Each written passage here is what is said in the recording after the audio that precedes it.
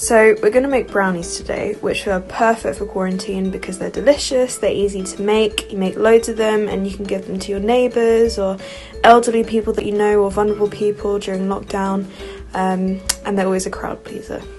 The ingredients you will need are 250 grams of unsalted butter, 200 grams of dark chocolate, 75 grams of plain flour or self-raising flour, 75 grams of cocoa powder, 350 grams of caster sugar, 1 teaspoon of baking powder, 1 teaspoon of vanilla extract, 1 teaspoon of salt, and 4 eggs.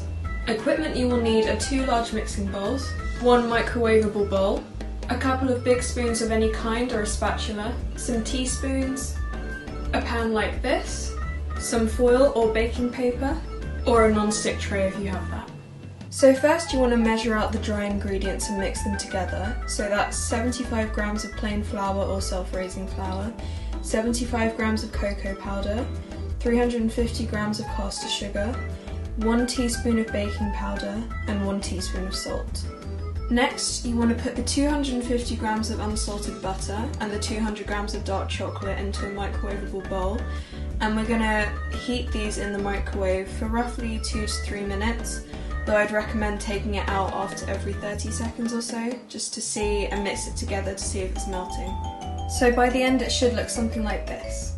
I just realised I forgot to preheat the oven, so make sure that you do to 180 degrees. Next you want to crack 4 eggs into a bowl, then add your teaspoon of vanilla extract and whisk them together until they look something like this. After that, add your eggs to your dry mixture and mix. Then you just add your melted chocolate and butter, mix, and that's your brownie batter. So now it should look something like this. It doesn't really matter if it isn't smooth, you just want to make sure that everything's mixed together properly. And finally, you just want to pour your batter into your prepared tray or tin, and we're going to bake it in the oven for about half an hour or so. I would check after half an hour, and then if you put a skewer into the batter, if it comes out clean, then it's baked. If not, it's probably not baked. But if you like your brownies a bit gooey, like I do, you might want to underbake them anyway, so it's really up to you, but I'd say at least half an hour. Okay, so I just said to bake them for about half an hour, but you might want to do 20 minutes or so, just in case they overbake, because it really depends on the type of pan that you're using. And the thickness of the brownies. So yeah, so just check after 20-25 minutes and bake for however long you might want to do after that. Yeah.